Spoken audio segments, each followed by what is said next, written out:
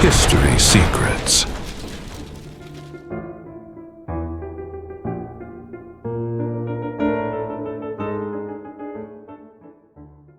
To understand what may happen in the coming years, some analysts begin by observing a recurring pattern in history: the cycle of rise, decline, and collapse of societies.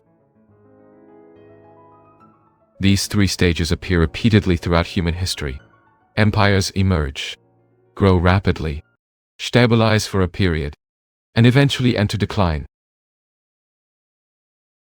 But it is important to understand that decline does not necessarily mean everything immediately gets worse.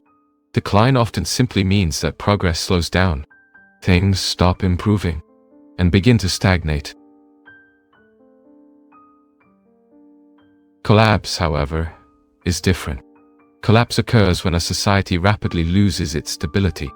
Institutions stop functioning, conflicts intensify, and social order begins to disintegrate.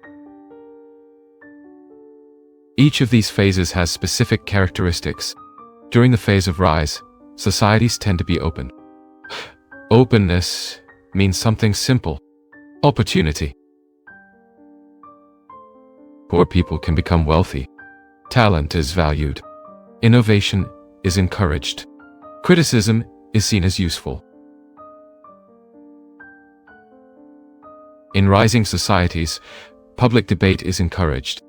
New ideas are discussed. Mistakes are corrected quickly. This collective energy drives economic and cultural growth.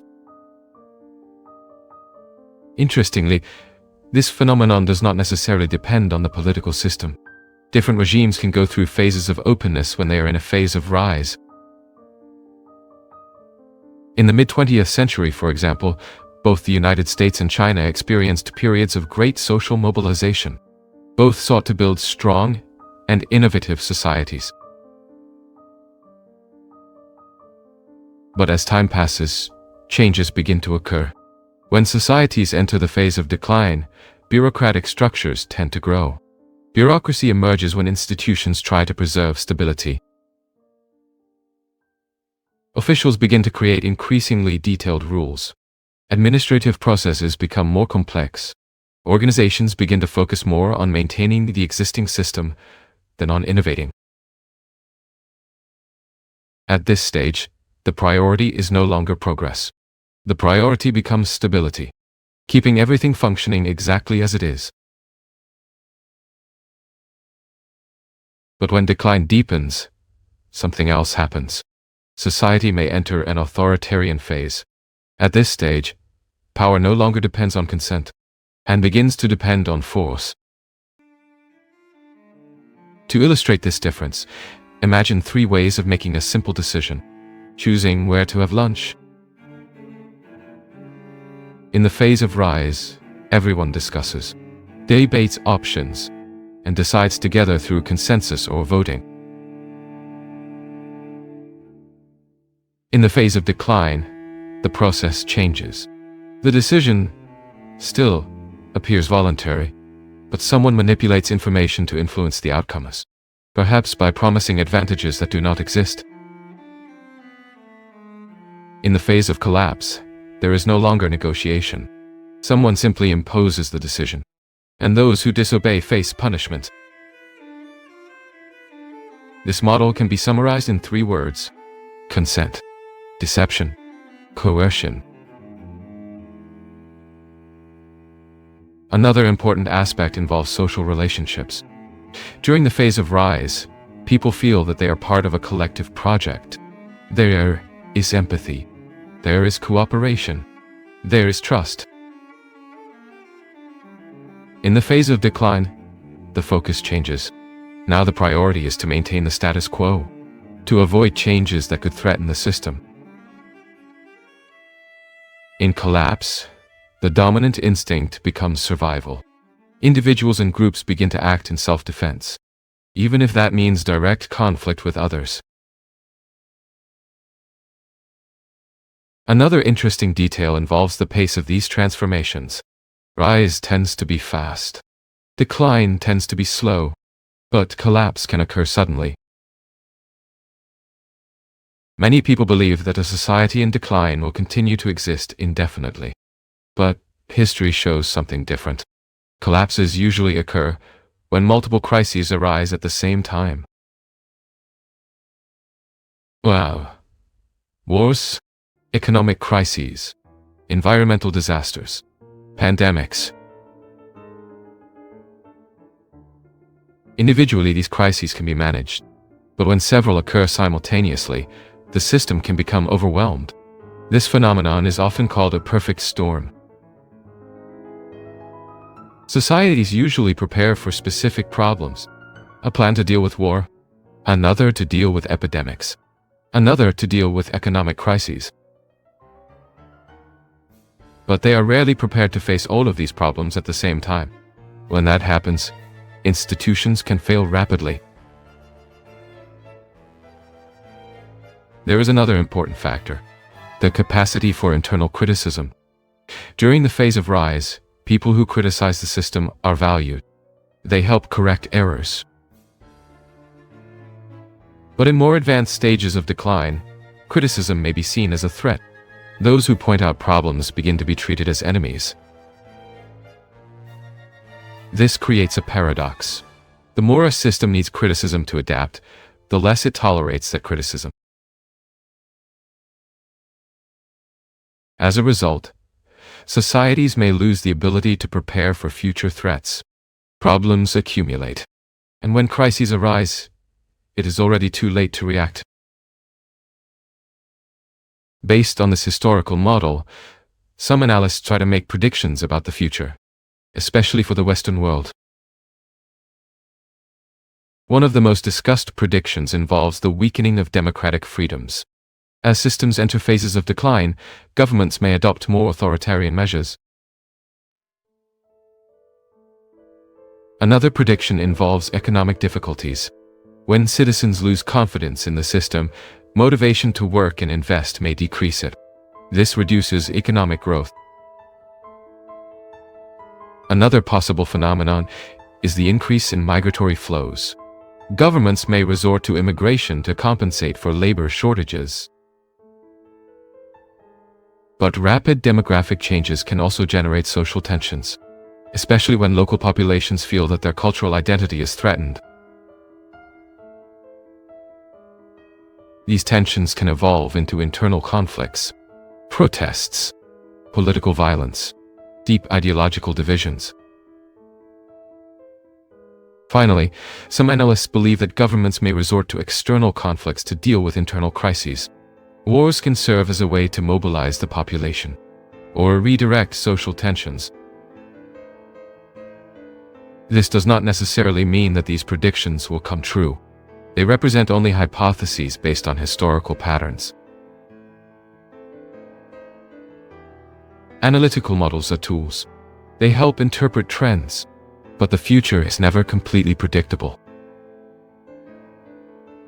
If these predictions are confirmed in the next 5 or 10 years, the model will gain credibility. Otherwise, it will need to be revised. This is the true objective of any historical theory: not to impose certainties, but to offer frameworks that help us understand how power and societies evolve over time. If we accept this model of rise, decline, and collapse, then the central question arises: what does this mean for the current world, and especially for the next 5 to 10 years? According to this interpretation, many Western societies may be entering an advanced phase of decline. This does not necessarily mean that everything is collapsing immediately, but it indicates that certain structural signs are beginning to appear. The first sign involves political freedom. In young and rising societies, freedom of expression is usually broad. Public debate is encouraged. Criticism helps improve the system. But, as institutions age and become more rigid, the space for criticism may shrink. Governments begin to see opponents as threats. Political control measures begin to expand. This can lead to the gradual weakening of democracy. Emergency laws, greater use of security forces, restrictions on certain types of speech. According to this analysis, this phenomenon can already be observed in various parts of the world, not only in traditional authoritarian regimes, but also in consolidated democracies. The second prediction involves the economy. When social trust declines, collective motivation also declines. People begin to feel that the system does not work for them. If citizens believe that effort will not be rewarded fairly, productivity may fall, investments decrease, innovation slows down. This can generate periods of economic stagnation, or even deeper crises. The third possible consequence involves immigration. Governments may try to compensate for demographic decline or labor shortages by bringing in foreign workers. From an economic point of view, this may seem like a practical solution, but rapid demographic changes can also generate cultural and political tensions. Local populations may feel that their identity is being replaced, and social conflicts may arise from this perception. This leads us to the fourth prediction: internal conflicts. When inequality, cultural tensions, and political polarization combine, societies may face episodes of civil violence. These conflicts do not always take the form of open wars. They may appear as violent protests, conflicts between ideological groups, or isolated episodes of political violence. But even fragmented conflicts can erode social stability, especially when institutions lose legitimacy. The fifth prediction involves external conflicts. Historically, governments facing internal crises sometimes resort to external wars. Wars can mobilize patriotism, they can redirect internal frustrations, and they can temporarily strengthen governments. During wars, populations often accept restrictions that they would normally reject. Economic controls, emergency laws, expansion of executive power.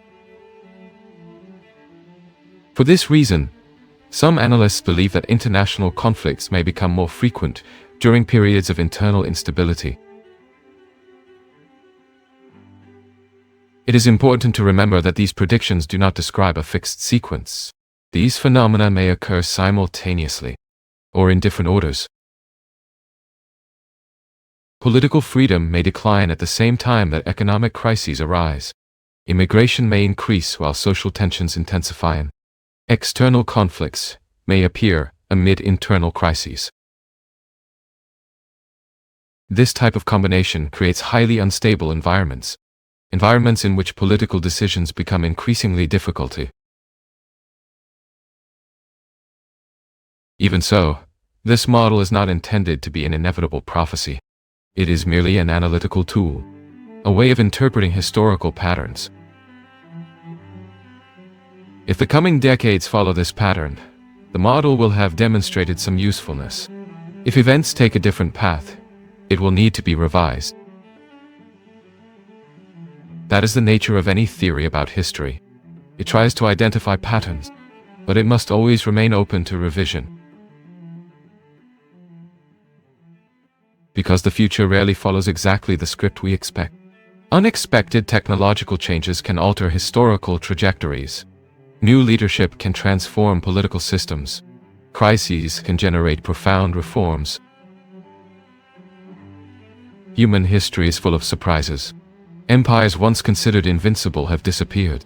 Societies once considered fragile have become powerful. Therefore, understanding the mechanisms of rise and decline does not mean accepting fatalism. It simply means trying to better understand the forces that shape the world. If we can understand these forces, perhaps we can act more consciously. Perhaps we can avoid certain mistakes of the past. And perhaps we can build more balanced systems in the future. Because in the end, theories about power and history are not just intellectual exercises. They are attempts to answer an essential question: how can human society survive and prosper over time? And this remains one of the most important questions of our time.